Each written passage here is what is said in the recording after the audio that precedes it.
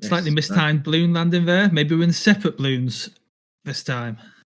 But welcome to the latest episode, the first episode of our second season of Around the World in 80 films. 50 films. 50 films, yes. Yeah. 50 films. Because we went for alliteration rather than like Phileas Fogg did. Yeah. So, I mean, we might do more than 50 films, but we shall see. Obviously, that's going to be 10 seasons deep when we find that out. Yep. So, we have moved to the Scandinavian countries, starting with Denmark. Yep. And we could have picked many a good film, but someone insisted we look at the Dogme movement. Well, I mean, go on. Name the films that you'd thought of first. I know you chose. I think Denmark has a very interesting history of early silent cinema, and that's where I would have gone. Yes. Although I think one of them that you mentioned was arguably a German film. Then we could have picked a different film by the same director. Yeah, because he was a German. That's what I was saying. He wasn't German. I'm sure he was German. No, I'm sure that was one of the reasons we discarded it. No, that film was produced in Germany. Oh, yeah, fair enough. But he himself, it was... okay. One sec. Why did I get research? You didn't get that research? Because you didn't think that we were going to have an argument over whether a silent movie director was Danish or German. Carl Theodor Dreyer. Yeah. Or Carl T.H. Dreyer. Yeah. Commonly known as Carl T.H. Dreyer, was a Danish film director. All right, fine. You're correct. What of his films? I mean, admittedly, the German one. Which film did you want to have a look at in particular? Well, there's Joan of Arc. There's what was that one that we decided was maybe German? It was Vampire. Oh yes. I mean, I wouldn't have minded watching it as well, obviously. But yeah, who has time to watch 2 films in a week? Like, I mean, often I don't, or I do, but I just don't have the energy for it. So especially as I'm still ploughing my way through Star Trek, so although it's not far off now. It's not far off. So yes, we looked at the 1998 film Festen, which I would disagree with its description on Wikipedia. How as a black comedy drama? You see, I did feel that it was a bit of a black comedy. I think it's too dark for that. Yeah, I think that's why it's listed as a black comedy drama as opposed to just a black comedy. Because it's definitely at times it plays with the beats and the punches that you'd expect from a comedy, but obviously sometimes the punchlines are like, and spoilers, because there will be a few spoilers in this. Potentially worth content warning here. Yeah. This film goes to some dark areas and does discuss child abuse, sexual abuse, child abuse, and things like that. So for anyone who doesn't want to listen to us discuss a film with those topics, now obviously we're not going to go too graphic, but no. Yeah, but, I mean, if you wanted to listen to us discuss the film, but maybe not watch the film, that's fair enough, because we'll discuss it in a slightly more, I suppose, accessible manner. It does, as I was about to say, that like the punchline to one of the jokes is actually, "Hey, Dad, you diddled us," and it hits you. It really like, just as we discussed in our random ramble the other week, which turned into our new show Train of Thought. Comedy can deliver absolutely outrageous drama, and I think maybe that is one of the intentions with whether he pulls it off or not, with Vinterberg's writing and direction in this, that maybe having humor that leads into something truly horrific will make that horrifying revelation even worse. And it did work for me, to be honest. Like when Christian is telling his story and making his speech. It's a birthday party, by the way. Festen is Danish and Swedish celebration for party or celebration. It's festival, basically. It's called the celebration outside of outside of Denmark. Yeah, well, outside of Scandinavia and Germany, I would imagine. Yeah, and so it's the patriarch of the family's 60th birthday party at the hotel that they own. That's the family hotel, which is actually a Danish castle. That is a hotel. Excuse me, is a hotel and golf course now. That was my little bit of research that I did. That's a castle. It is a castle. Yeah, not in our. Me and the wife. It just looks like a manor house. Yeah, I mean, the thing is that obviously, like, we would. My wife is a linguist, so like she studied the history of words and stuff like that. So, but like we were discussing last night, actually, in English we have potentially 3 different words that could mean the same thing, but they ever so slightly change. So, like castle, is something that was built for defense. So it's usually a fort that is also an important fort, and therefore it becomes a castle. Whereas you've got a palace, which is a royal person's manor house. And then you have a manor house, which is a lesser royal or landowner. But it still could be a very grand building. Now, obviously, these manor houses could also be a castle if they were built in a time that they were built for defense. So structurally, a manor house could be a castle, and structurally, a palace could also be a castle. But I am of the stance that unless it has buttresses, turrets, and walls, it's not a castle.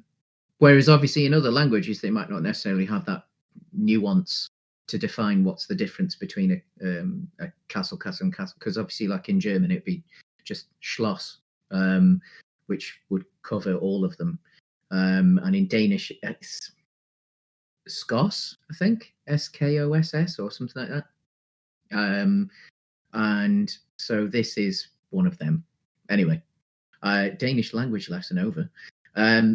So obviously it's a grand building with impressive land and what have you. So you get the feeling that the family has money. It might not necessarily be old money. It could be new-ish money because the father managed to buy this hotel and do well with it. But so the whole family's coming together for the celebration, for the family party for the 60th birthday of the patriarch of the family, Helge. And the oldest son, who was a twin, whose sister died before the film started. He is tasked with delivering the first speech at the dinner party, and he stands up and he starts to deliver his speech, and it's quite humorous, and it makes you all laugh. And then you get that absolute punch. I think before we go any further into it, we haven't mentioned the director, and the director is Thomas Vinterberg. Yep. Technically not credited because of the rules. True. And it's worth noting that this is a film that was part of a movement called Dogme 95. It's the first film of Dogme 95. Yeah.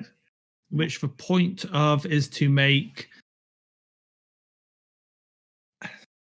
hyper-realistic, pure films by limiting any creative choice. Although that is a creative choice in and of itself. I mean, I'm not sure it is about limiting creative choices. I think like there's an argument. They would say it's about limiting interference. Yeah.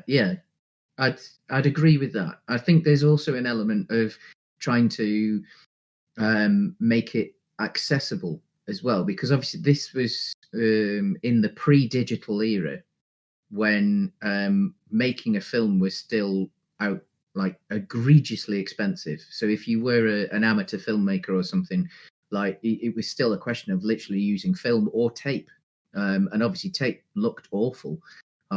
So cameras were Film or expensive. tape? Film. Was this film or tape? It would say, because it would have been on the list of allowed cameras at the time, because that was one of the rules of Dogma, that there were a limited number of camera types that you were allowed to use. There was 10 rules, and these are those 10 rules.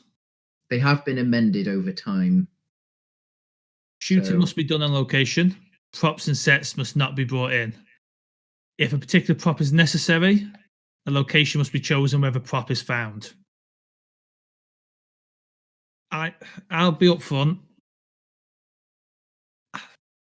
I'm not a fan of the ideas here. The sound must never be produced, apart from images or vice versa.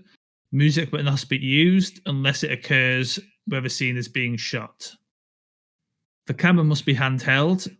Any movement or immobility attainable in the hand is permitted. Sorry, guys, if you just bear with me 1 second.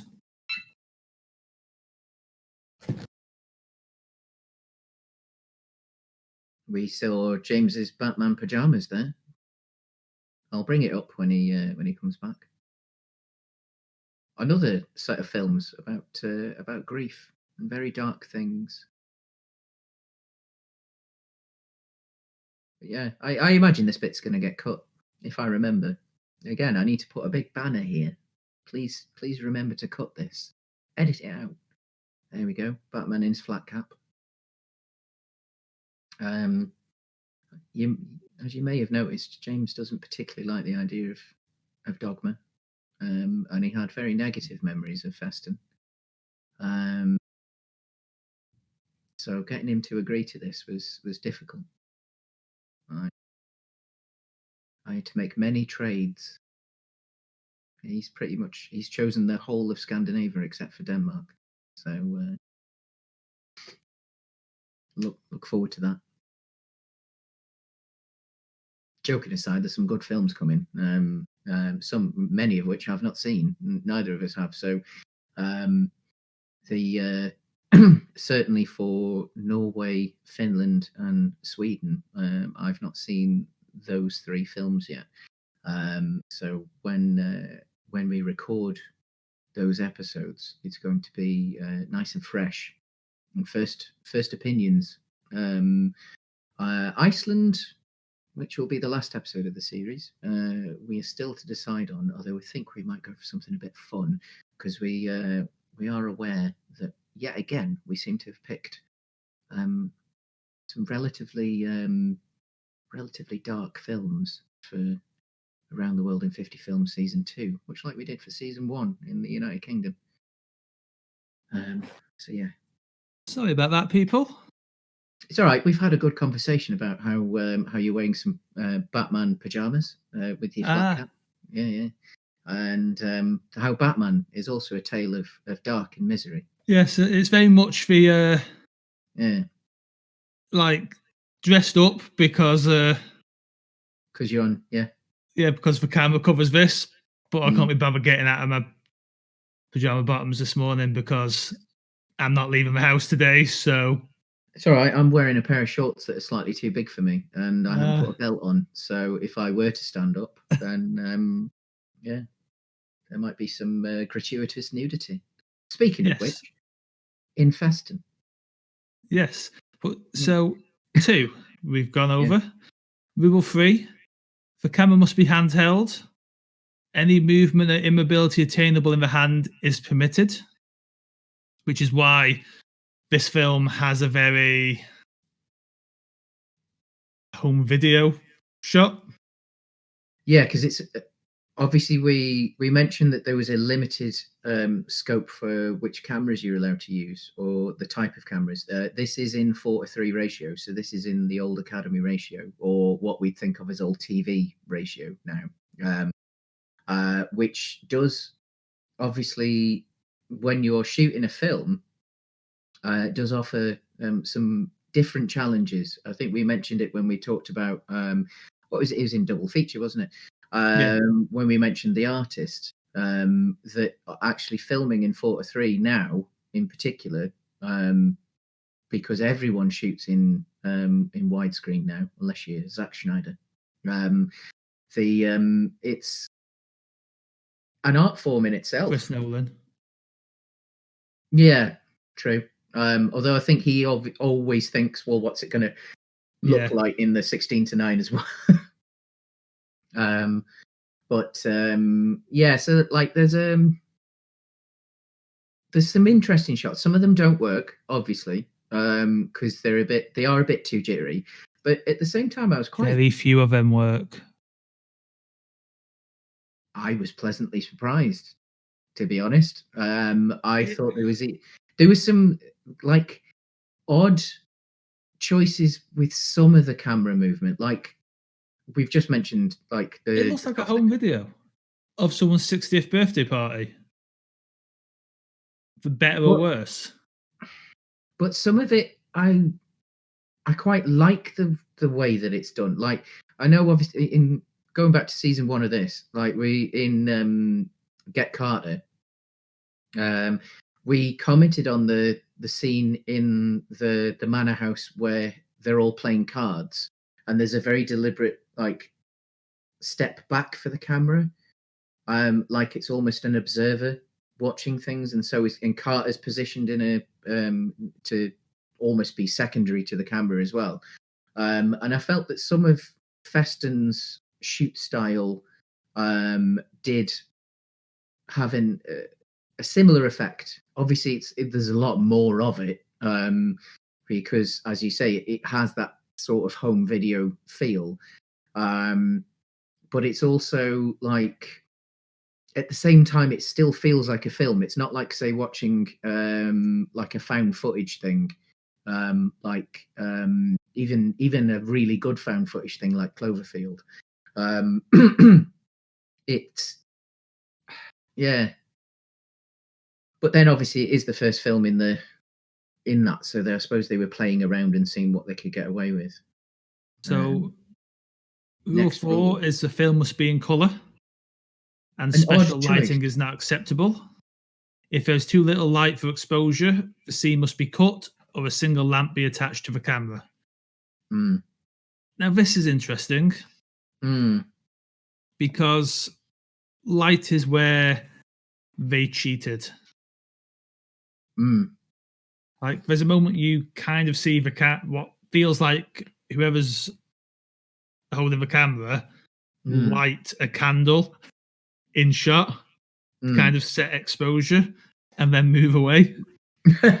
Yes, yeah, because you can do those little tricks where you can make like, especially for cameras that like want to run on auto, like in the early digital days, you could force them to kind of think that they were in a certain light setting by putting far too much light or far too little light in front of the lens, and then quickly shooting what you needed to shoot, and before it had time to rethink what it was doing, then you could get the effect that you wanted. But I'm gonna pace through the next few just to keep us kind of on track a bit.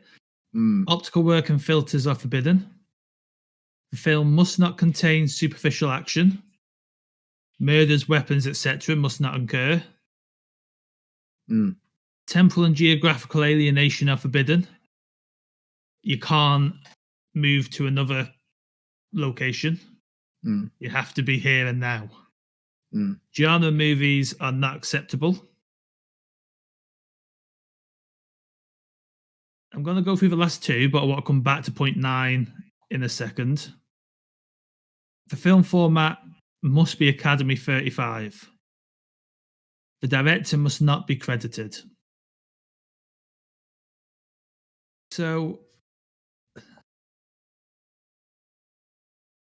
I find the film format having to be 35 Academy 35 or 43 effectively is an interesting one. In the fact that so much of this seems to be about, I think we potentially slightly disagree on this, but of creating a much more less interfered, more naturalistic take. People don't see an Academy 35. I mean, people don't see in any kind of widescreen format either, but our vision is much more. Certainly don't see vertically. But our vision is much more wide than it is, square. And what the first film was well, no, the rules were invented in 1995, so yeah, because it was the Academy format was long gone. There was a convention, wasn't there? There was a, because it was the centenary of cinema. Yeah, so there was a convention with representatives from various different countries meeting up to discuss what the next century of cinema would be like. And Vinterberg and it was von Trier, wasn't it? Yeah, Vinterberg and von Trier hammered the night before, knocked out some rules. Yeah. Or at least that's how the antidote goes. Anecdote, not antidote. Yeah. Yeah. That's what I said. I mean, it could be the antidote to this arduous story, but but yeah, apparently, like the anecdote goes that they hadn't prepared anything, and so they got smashed and wrote a list of somewhat pretentious rules. Presented those rules, everyone clapped the crap out of them, and like thought, "This is amazing!" And then, of course, Vinterberg and von Trier had painted themselves into a corner because they'd suddenly got the world's cinematic icons behind them, and they realized they had to make a film, or rather a film each. Well, they have said in answer to criticisms, and probably the kind of criticisms I'm laying at their feet here, is that they just wanted to make another extreme in the industry. Yeah. My main issue is film is an art form that comes with so many wonderful tricks. Yeah. So many. Film is film because it's film. And a movement to make film as less like film as possible. Yeah. I get it. I don't get it. I mean, I get it. I get what they're aiming for. I mean, it's I think not for me. I think the thing is that, again, like if the anecdote is true, that they didn't know what they were doing and they just made it up on the spot, then like you can completely write it off, and it's like it's a joke that turned into an experiment, and then Vinterberg pretty much left it alone after that. He went on and did whatever he wanted to, and then obviously von Trier took it further. So you've got the Dogville trilogy, which is even more stripped back cinema, where it's 3 films set on an almost empty soundstage with chalk lines drawn on the soundstage and super basic sets, and the cast have costumes. It's almost like a play with no audience, but the camera kind of weaves its way through the stage. And I think they were using early digital cameras as well. I have seen Dogville, but I've not seen the other 2 films in the series. Weirdly, the only von Trier film I've seen, I think, is Antichrist. I might have seen another. I mean, because obviously von Trier is now probably the most famous Danish director, but neither of us are really von Trier fans, so we didn't really want to do von Trier. But at the same time, the reason that we kind of landed on Festen is because Von Trier is so significant to Danish cinema, and Dogma 95 is probably why he's so significant, or at least the seed of what took him there. His that obviously Europa film might have been interesting to watch. Well, again, that's a trilogy, isn't it? Because Europa's the third part in Element of Crime, Epidemic, Europa. So I mean, those were films we had discussed, but I think we also realised that we probably need to watch all three of them to, like, because if we were going to watch Europa and talk about Europa, we'd probably need to watch the two that precede it. So, but yeah, so I think like, I think as far as the Academy format goes, obviously they've called it Academy format there. I think if you are going to make an argument that this is something that is trying to make film making more accessible, because obviously, like, lighting is very expensive and time consuming and difficult. If you don't know what you're doing, it looks awful. So it can look as bad if you've lit something as it does if you haven't lit something. It can, yes. It can, yeah. And as far as the Academy format goes, it's the shape that television was at the time. Yes. So it means it's potentially a lot of cheaper home available cameras would have shot in. So tape would have been. Yeah. So it means that it's cheaper, it's easier, it's more accessible. Well, not easier. It's easier to get hold of. And then in theory, if the film is good enough, then obviously you can do the festival rounds. But if a television channel fancied picking it up to put it on in like an arts season, like a Channel 4 equivalent, or a BBC 4 or something like that, in an arts season, then excuse me, it would have at the time been the right format, and it wouldn't have needed any post-production, and it wouldn't have needed any chopping down. Because again, you would think that potentially making it into a pan and scan or what have you would have been completely against the rules of Dogma, because then you've got to play with the film afterwards, have egregious editing and things. So I can understand the Academy, but then at the same time, I mean, I joked about vertical filmmaking. Now there is a movement of vertical filmmaking. I mean, it shouldn't be allowed, but why? But I mean, you think that, like, there's probably, if Dogma were to happen now, it might be in phone format. It might be in a vertical format. Although what might be interesting, and I wouldn't encourage anyone to do this because I wouldn't necessarily want to watch it, but obviously if it's meant to be in phone format and meant to be watched on a phone, potentially that at times you have to turn the phone. So it flips from vertical to... That'd be interesting. Yeah, so it is a dynamic thing, because that is obviously the thing that with phones. But anyway, yeah. So the film itself, the film itself, over the course of this party, the family's dark secrets start to eke out. Whether that be the fact that the youngest son seems in many unfortunate ways to take after his father. The fact that they're potentially, for the majority of them, or closet racists. If not closet. Yeah. I mean, again, in recent years, it has become more apparent that racism is a larger problem in Scandinavia than maybe we thought it would be.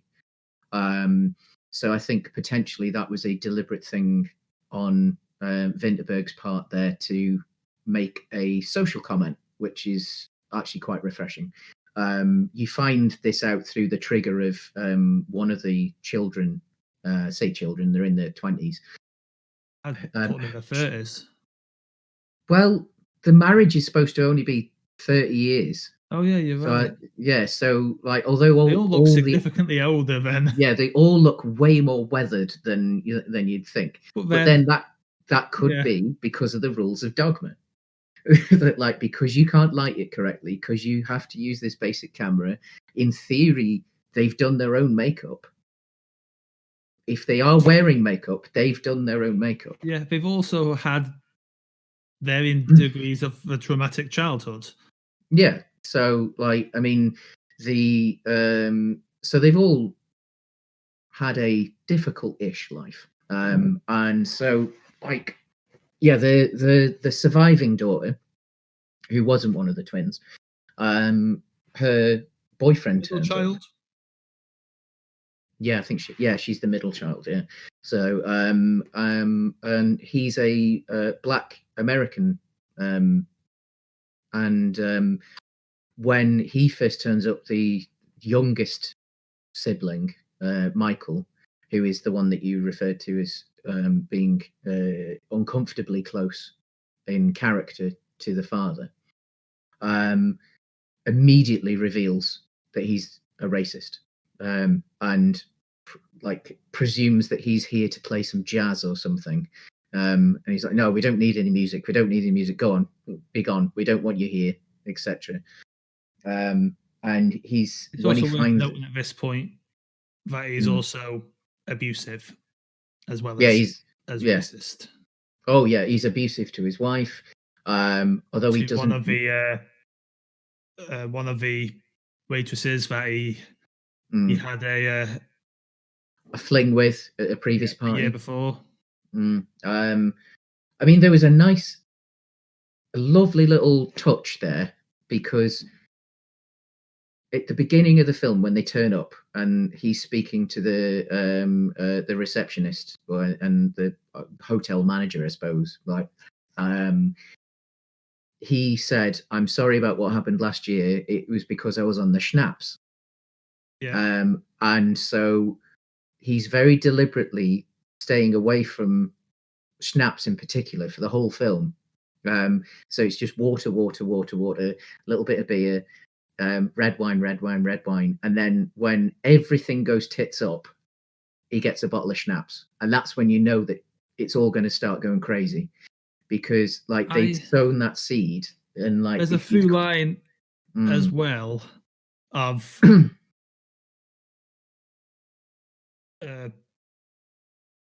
humanity through how the various family members treat the staff at the hotel. Yeah. Like, obviously, Christian is quite close to the staff. Yeah, because childhood friends with a chef. And with the waitress stroke porter. And there's moments where obviously that generation of the staff, at least, are kind of doing things behind the scenes to try and help. They all side with Christian, so that when Christian does, because obviously this is a big thing for him, like he's revealing that he and his deceased sister, who committed suicide in that hotel, were sexually abused by the father. So obviously for him, it's something that, like, he's been building up to, and his friends who live and work in the hotel are there to help him.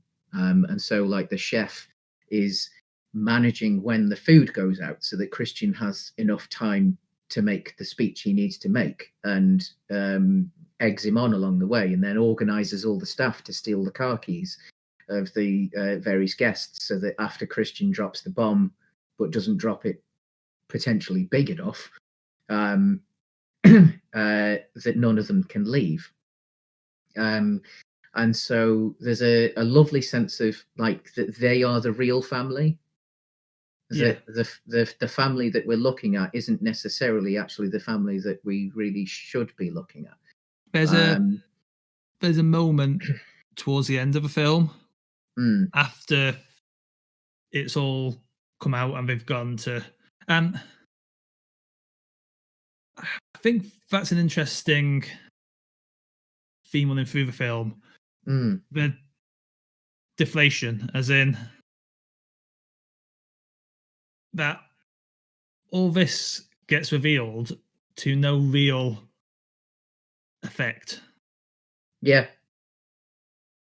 Yeah, they whether it's to begin with, obviously, them just trying to laugh it off and pass it off as crazy Christian, to even because you get the revelation that the sister's suicide note comes out, and this is after Michael and two of his dad's friends have taken Christian out, given him a bit of a beating, and tied him to a tree. Which in itself, as far as Dogma goes, was an interesting one, because obviously you can't, like, in the strictest interpretations of the Dogma rules, if you're having a fight and you show a punch on camera, it's got to be a punch. You can't pull it. So there's some actually really nicely shot bits where you never see a punch land. You think you do, but the camera is always just behind the person throwing the punch. So you hear it. Ebb and flow as well, with Michael trying to hold his dad's friends back who really want to like brutalize him. And then him angering Michael enough that Michael's going for it, and the friends hold Michael back, but obviously ultimately they tie him to a tree in the woods outside. And he obviously gets back in. And then there's the reveal of the letter and the contents. And that's the final. And there's obviously the implication that outside of the kids, most people here potentially, at least a lot of people here potentially know. I think obviously there's a little scene where they reveal that there's that the father is he's the head of the local lodge. Local Freemasons lodge, which obviously especially in certain areas, the Freemasons have a bad name, and like men's clubs like that do have a bad name anyway, because it's very secretive and what the hell goes on, and it's usually people with money that look after people with money. So obviously there's some very close friends there, and they probably all know dirt on each other. So none of them are going to stand up and go, "Oh no, Helga, what have you done?" Because they've probably done some awful things as well, and Helga will just turn around and go, "Well, you pay for rent, boys, in the city." So it's the mother knows and ignores and has ignored it all their lives. Although again, sadly, quite common, because obviously there's a mental torment for the wives as well. Not to defend the character, but it is something that is sadly quite true. And you get the feeling that the older staff members, because I think that there's two generations of staff there, because they seem to be. There's the line that when they go to steal the car keys, he's like, "Keep them down though. The older staff need their pensions. We could all be fired for this, so keep them." And I think that there's potential that the head chef, who I can't remember, Kim, is it? Yeah, Kim. He's probably my favorite one of my favorite characters in the I think so. film. And the waitress that ends up with Christian, not Michelle. Pia. I can never. Pia. Yeah, she looks a bit like Denise Van Houten. You get the feeling that potentially they are the children of some of the older staff, or whether the ones that are still there or they've gone by this point, but that they are second generation staff in that hotel. Yeah, that they've grown up. They grew up with. Yeah, and that's why they grew up with. Which is why the kids are much closer with the staff than the father is, and obviously the father shows his disdain for the staff at the end when they refuse to pour the surviving daughter some port, so that he can. Because he's still trying to kind of pretend it hasn't happened. Save face, yeah. So, and it's. obviously when he finally does admit it, it's in a brutal, I mean, wonderfully written and wonderfully delivered line, but a horrible, horrible line. Yeah. Where Christian asks, "Why did you never support me? Why did you never do this? Why did you never do that? Why did you only do this to us?" And he just turns around and says, "Because that was the only thing you were good for." And it was just like, oh, like, as much as I do agree with you to a certain extent about the silliness of the rules of Dogma and how it came about, like the writing and the performances in this film are. It is a. It's a very dark, a very brutal film, a very effective film. Having watched it a second time, I don't think it's a film I'm gonna watch a third time. I'm probably not gonna watch it a third time either. No, I think I significantly preferred it this time to when I think we watched it in, was it university or college? Yeah, university. We didn't go college together. No, we didn't, did we? No. No, I didn't know whether you'd studied at college, like, because we would have done similar courses. I think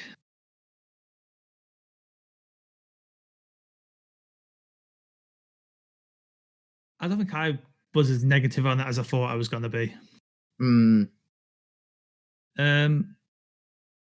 It's a hard film to watch, and I'm not even sure if it's a film I recommend. It, in the nature of it not being filmic, there is no, for a film that deals with such a horrible subject matter and such a crime, the lack of any real, outside of social ostracization, of any comeuppance or. But then I suppose that also plays with the idea of time, because like there's no, like, although obviously they do compress time in this because it isn't like in real time. Like it really only takes. An argument could be made it is. Oh no, it isn't, because it's a whole day and it's only a 2-hour film. Yeah. I mean, it's 24 hours in 2 hours. So like there is a compression of time, but there's not a time jump. So obviously with the rule of like you can't have any temporal shift. An argument could be made that the party is in real time. Close to it. Yeah. The actual meal itself, I would say so. But before the party and after is compressed. Yeah. The film, we close before we close the film, there is a moment before the end that I actually really like. It's when the surviving sister, Helga's the dad. Yeah. What's the sister's name? It is Helena. Yeah. So you have a moment where shooting gets fuzzy here. Like Christian passes out, wakes up in his bed, but he has a dream of his sister. Of his dead sister, yeah. Yep. Which is interesting in itself, because I'm sure in future Dogma films that would have been completely not allowed to have a dream sequence. I was just about to say that. It's interesting that a dream is allowed to occur. But I mean, I think it's needed. Oh yeah. Like, it certainly brings a balance to the film that isn't necessarily there without it. And obviously, like, because it's all done by by like cigarette lighter light as well, it's the most beautiful part of the entire film. So it's because there's like no other light source at all. It's just that. It's really nice. And the dream is arguably from, at least at times, a first person perspective. I'd say it is, but I'd say it's from two first-person perspectives. Because it's only right at the end when the two siblings he sees hug. his sister, and he asks if he can join her. To which she says no. Returning us back to life, effectively. Because leading into this, he is so pissed, like drunk, not angry, that he falls over and bashes his head pretty hard. So obviously there is a chance, but like at this point in the film, they could have decided to kill Christian, and just that was the end. So I do wonder if that was one of the endings. Yeah, he gets woken up by his sister at that point, isn't it? And yes, Michael's missing. Michael's missing, but the party is still going. Well, no, so there's still. Even if everyone's in bed, but they wake everyone up and start the party again. They don't. The younger people, and I think the staff. So this is why I think this is the point I was getting to. The nice moment. They don't wake really any other party goers up. Who's awake in this scene is Michael's wife, because she's gone to the daughter. The daughter's boyfriend. Yeah. Christian. Pia. And then someone on the piano. Yeah.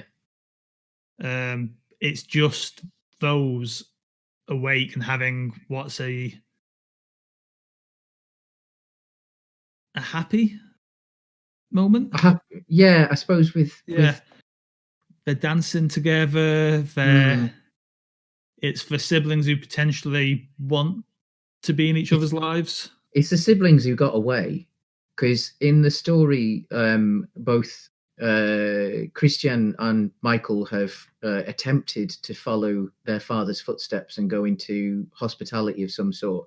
Christian has two successful restaurants in Paris and is about to open one in Lyon. And whereas poor Michael just has a cafe on the docks. And so Christian obviously is quite literally moved to a different country. He's got away from his dad. Whereas there's the story with Helena, that she broke with expectations. She decided to join the what was it? She got a degree in archaeology.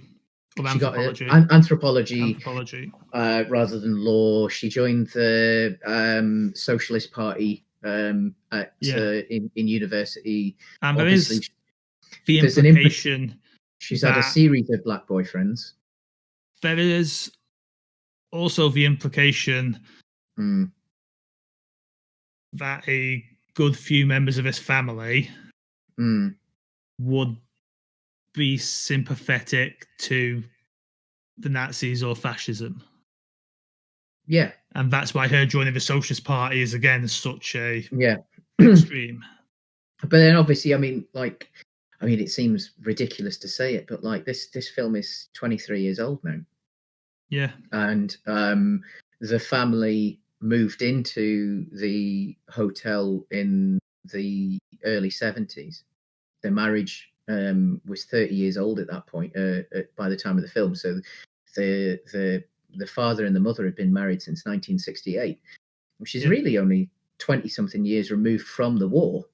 And Germany does neighbour Denmark. And obviously von Trier, although he's not directly involved in this film, as we said, the Europa trilogy is all about war. It's all about the impact of the Nazis in Denmark. So there must have been some crossover, some sympathizers. It's a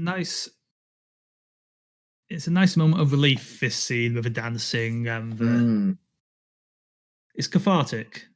It is. It's cathartic. It's immediately after the dream where I think Christian decides he needs to live. This scene is also interspersed with Michael, who has gone to his parents' house, which seems to be on the grounds, but not actually directly on the hotel. Yeah. and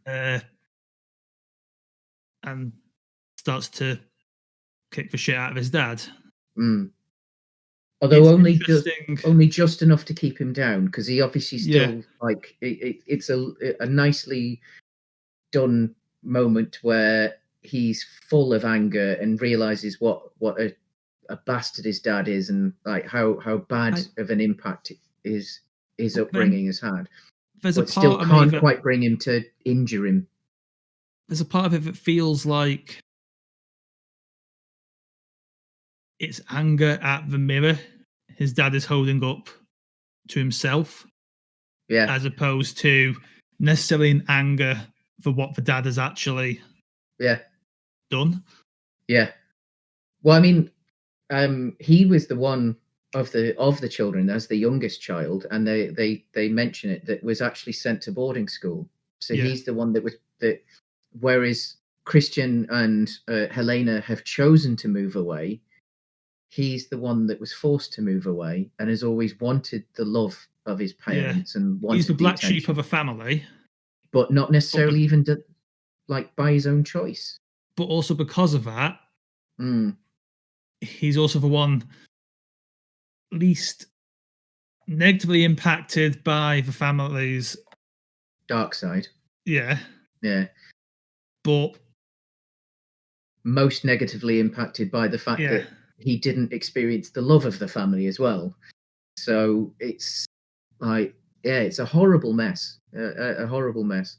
I mean, there are many times, I mean, it does ride the knife edge of a little bit of cliche. It's a little bit soap opera-y with how many bad things are happening to the various characters. But at the same point, I do, as I say, I won't use the word enjoyed, because I think for something this dark, you shouldn't use that word. But like, I agree. Whatever the appropriate synonym of enjoyed is for this, I enjoyed it significantly more this time than I did when we watched it in university. I got more out of it. I think it also helped, and this is going to sound ridiculous with us saying that it's obviously done on basic cameras and it's badly lit and etc. etc. I think watching it on that TV, as opposed to a CRT TV, because we would have watched it on a CRT when we watched it in university. No, we watched it on a projector. Oh, that was probably even worse then. Like, we watched it in. We didn't watch any films on a CRT, and CRTs were long gone by the time we were in university. There probably was a couple of big boys lying around somewhere. Probably, but not used in the film department. Like, no. We watched all our films in uni on a cinema screen, effectively. But it wouldn't have been the highest of grade, was it? Well, no. Which obviously, if you're stretching that up to that, then it was probably difficult.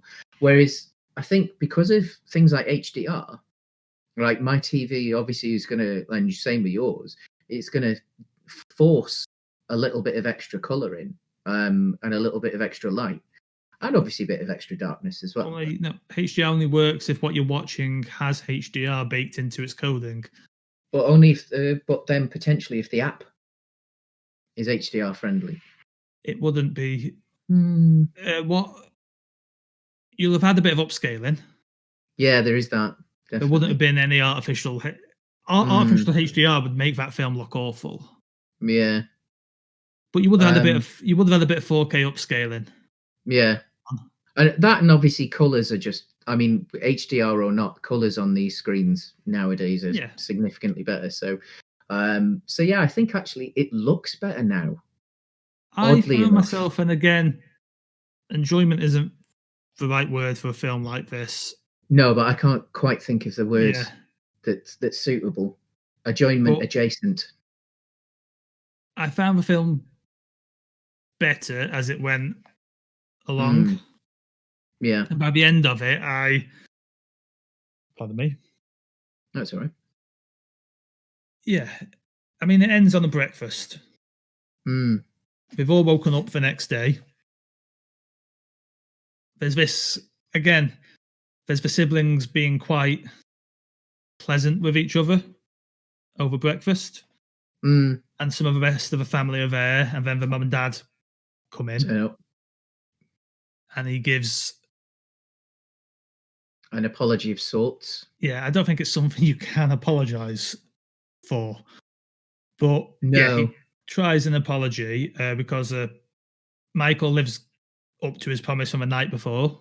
Mm. And as soon as his daughter runs over to her, he calls her back because rightfully so, he's decided he's too dangerous to be around any of his children. Which shows at least Michael himself maybe had to come back from the brink he's kind of hovering. Yeah, I mean, if over. anything, this might be Michael's film. The focus might appear to be on Christian, but in many ways, this is Michael's film because it's his redemption story almost. This is his chance to not be his dad, and he tells his dad to leave at the end so they can carry on enjoying breakfast.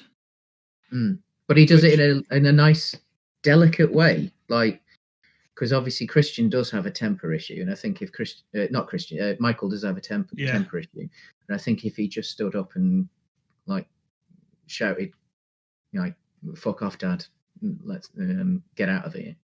Obviously, I think it might have been that hint that maybe he hadn't grown as much as it would be completely a completely valid reaction. Obviously, I think I think that the family can survive without the dad in it. It was interesting that the mother stayed. Yes, because she's in an odd place, and obviously without a sequel or a time jump, you can't see what happens to her either. She has certainly enabled it for it. It's because you want, and because it's a film as well. Because I get in real life, abusers so often go unpunished.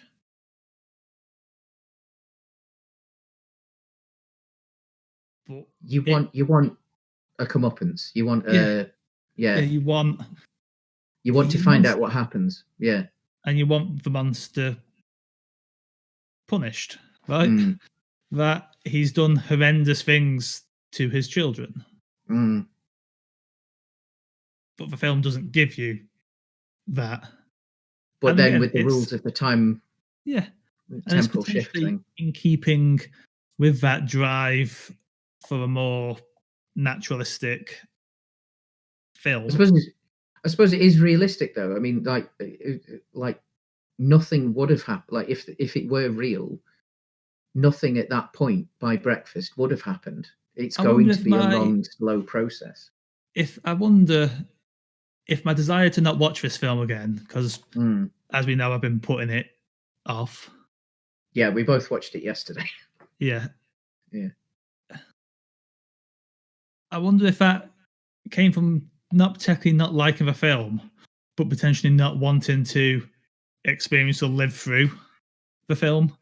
You see, again, that I remembered it not necessarily leaving, because you might have noticed a tone throughout these things we do that I am a big fan of poppy fun films. And this is certainly not a film you leave feeling happy, uplifted. It's a film that it doesn't end in as dark of a place as most of a film rests in. Yeah. But because you don't get that come up, as much as I said earlier, there's a catharsis to the dancing. The film doesn't really end with a cathartic moment. It just ends. And I wonder if my desire to not really watch it again more came from a memory of how the film made me feel last time. Maybe, yeah. And not kind of, because I don't think it's a bad film like I was thinking it was. It's not a bad film. It's a very, very good film. I don't inherently agree with the notions of Dogma. It's not a school of film thought that I would apply to.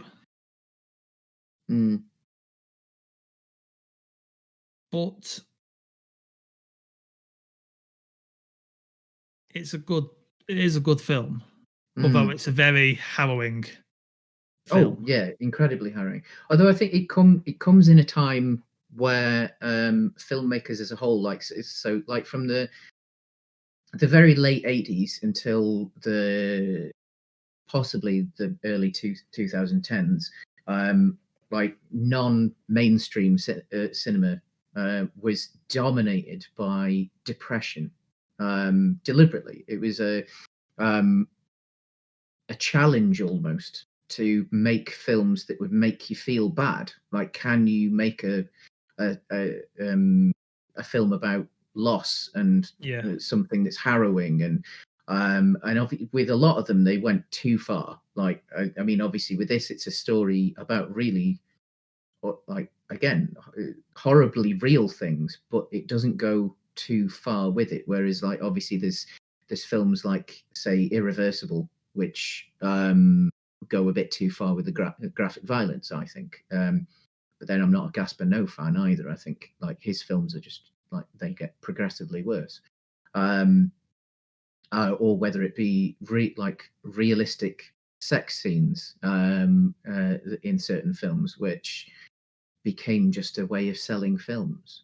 I think, like, this actually finds the balance quite nicely.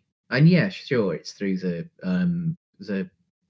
pretense of Dogma 95, which I agree with you to most extent. That, like, I think it's, I mean, obviously, if the anecdote was correct, it is just a joke, and but it's a joke that slightly backfired on them, and they realised they had to make a film about using the rules that they'd set up. But they only did one each, and then they buggered off and did something else.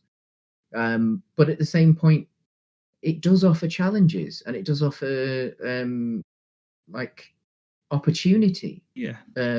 For those actors, like, they probably will never deliver anything as good as they did there again, because it's all on them, and they went for it, and they were superb. There is not a weak performance in that film. There is not even an average performance in that film. Like, they are wonderful, and there's some excellent writing. Vinterberg is obviously a cracking director as far as it goes with directing people. I've not really watched enough of his work.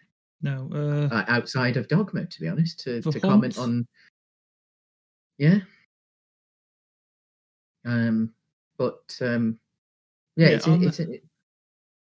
It's interesting to think, because obviously, like, one of the other famous, I'm sure he's Danish.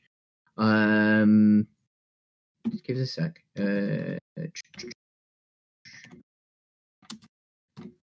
One of the other famous Danish directors, if I can get it up, is Nicholas Winding Refn. I'm sure he's Danish. And obviously, in the last 20 years or so, the two prolific Danish directors are Lars von Trier and Winding Refn. And von Trier has gone down the route of, as I said before, like, taking Dogma to its absolute extremes with the Dogville series. He's done stuff since then that isn't even really playing with. Well, it sort of is and sort of isn't, because, like, yes, he's allowed himself the better cameras and better lighting and etc., etc., etc., but then he's really, really heavily focused on real sex. Like, he's decided to go down the route of, like, let's look at sexuality, and indeed dark sexuality, as real as possible. And so there's, like, very, very graphic sex in his films, and, like, it's not for me. I think there is there is an art form to using sex as a narrative tool. I think that the think he's a Spanish director, Julio Medem, is fantastic at using sex as a tool, as of narrative. And films like, I mean, my favorite of his is Sex and Lucia, which is fantastic, a brilliant film, and does have relatively graphic sex in it and lots of nudity, but the sex tells the story. And whereas Vinden Refn, he went the exact opposite of Dogma, and he makes beautiful films. Like, and yeah, his films are quite graphic at times. Like the violence can be quite hefty and what also have you. Some of his films are very much an acquired taste, especially. Like I think lots of people love Drive. Yeah, but post Drive, his films are. If you like them, you like them. Yeah, and that's fair enough. Like Neon Demon is an interesting film. And I think I think like that's fair enough. That's obviously what he wants to do, and that's why he's I mean, we're big computer game fans as well. That's why he's friends with Hideo Kojima, because Hideo Kojima in gaming terms, seen as a Amazon show. No, neither have I. But a comic writer that I'm a very big fan of wrote it. Oh, cool. But yeah, so it's like I think as much as Dogma itself, because obviously this episode in particular is as much about. Go on. Refn is from a filmmaking family. His dad is a director and his mother's a cinematographer. Oh, that kind of explains it then. But yeah, I think like this episode, as much as we've talked about Festen, obviously is about Danish cinema as a whole. And I think that Dogma, whether you respect it or you agree with it or you don't, it has a significance. Yeah.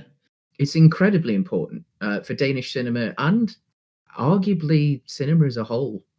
I think now that disagree with its importance, I just don't agree with it. As in, I mean, if part of the idea was about accessibility, so that like people could afford to make a film, which obviously now that we live in a world with like digital cameras on these things that make the camera that they used look like, well, think about it. Just getting nerdy about camera tech for a second. I mean, if you have like an iPhone 12 Pro, that thing's recording 4K in native Dolby Vision.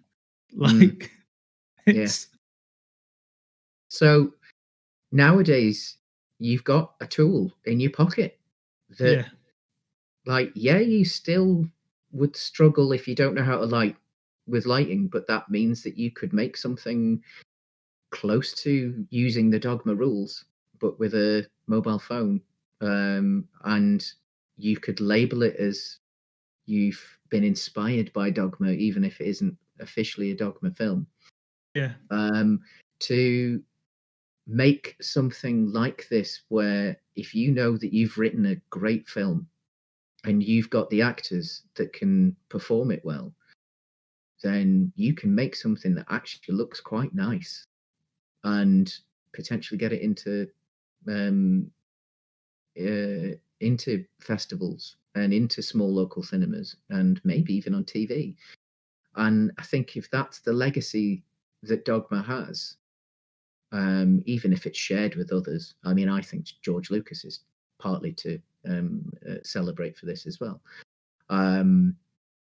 But if that's the legacy that Dogma has, fair enough, I think. And on that note, where is our balloon flying to next? I think we're off to Sweden to play some chess. Yes. Yeah.